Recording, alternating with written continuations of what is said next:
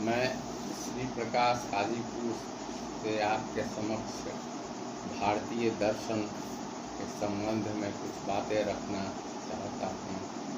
भारतीय दर्शन की उत्पत्ति वेदों से हुई। वेदों को संहिता भी कहा जाता है। वेदों की संख्या 4 है: ऋग्वेद, सामवेद, यजुर्वेद एवं अथर्ववेद। वैदिक ग्रंथों में या संहिताओं में ईश्वर की एकता को बताया गया है और यह भी कहा गया है कि सत्य एक है, जिसे विद्वान लोग विभिन्न नामों से पुकारते हैं। वैदिक मंत्र जो है वह संगीतमय है और उन मंत्रों को संगीत के रूप में पूजा पाठ एवं यज्ञ में गाया जाता था, जिसकी परंपरा आज तक प्रचलित है। बाद में आरण्यक एवं ब्राह्मण तथा उपनिषद ग्रंथों की रचना हुई। ब्राह्मण ग्रंथों में यज्ञों के बारे में बताया गया है, यज्ञ करने की विधि और उससे होने वाले फल के संबंध में चर्चा की गई। आरण्यक ग्रंथ से ही पता चलता है कि यह दर्शन की ओर झुका हुआ ग्रंथ है, जिसमें व्यक्ति के मुक्ति का मार्ग को बताया गया है। उपनिषद पूर्ण रूप से दार्शनिक ग्रंथ है, जिसमें आत्मा एवं परमात्मा के बारे में विभिन्न उदाहरणों के द्वारा चर्चा की गई है। उपनिषद का भारतीय दर्शन के इतिहास में बहुत महत्व है। उपनिषदों में विभिन्न घटनाओं के आधार पर विभिन्न उदाहरणों के द्वारा यह बताया गया है कि आत्मा ही परमात्मा है और परमात्मा सर्वव्यापक है। उसका न आदि है न अंत है।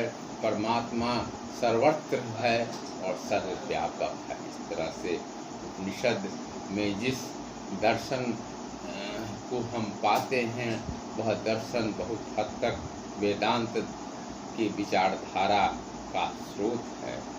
बाद में चल करके भारत में षड दर्शन का विकास हुआ। इन षड दर्शनों में न्याय, वैशेषिक, योग, मीमांसा एवं वेदांत दर्शन तथा वेदांत दर्शन एवं सांख्य दर्शन प्रमुख है।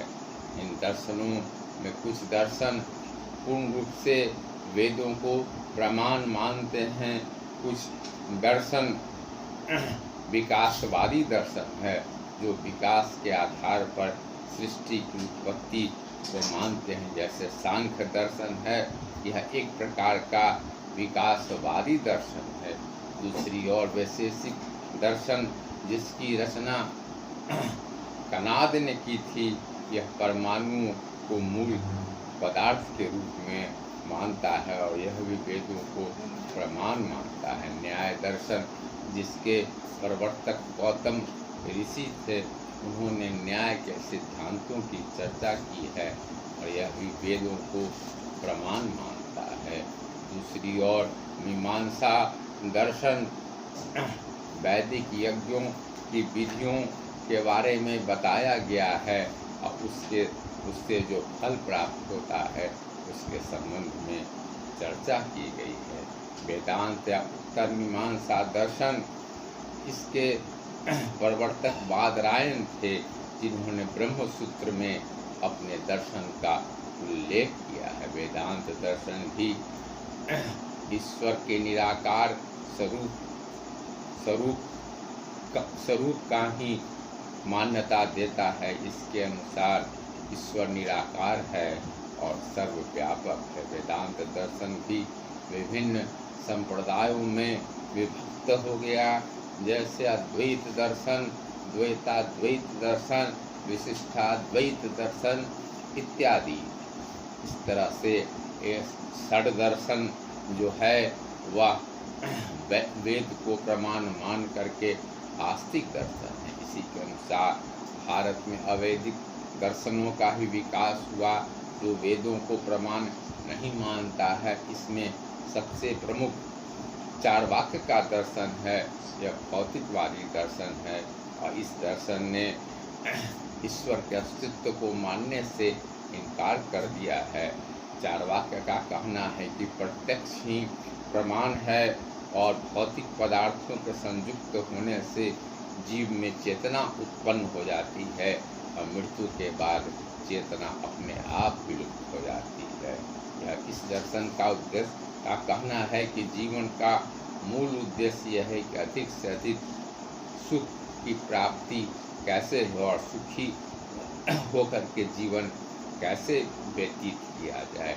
दूसरी ओर जैन दर्शन है, यह भी परमात्मा के अस्तित्व को नहीं मानता है। इसके 24वें तीर्थंकर महावीर थे, लेकिन यह आत्मा के अस्तित्व को मानता है और कहता है कि आत्मा की उन्नति करके मनुष्य उच्च शिखर पर पहुंच सकता है। यह अहिंसा पर बहुत जोर देता है, और यह अतिवादी दर्शन है। दूसरी ओर बौद्ध दर्शन है, जो मध्यम मार्गी दर्शन है। इस दर्शन के प्रणेता भगवान बुद्ध थे। भगवान बुद्ध ने सभी जीवों को करुणा की दृष्टि से देखने पर जोर दिया, और सभी के प्रति समान व्यवहार करने पर बल दिया। और इस तरह से बौद्ध दर्शन एक मध्यम मार्गी दर्शन है, यह अतिवाद के विरुद्ध है।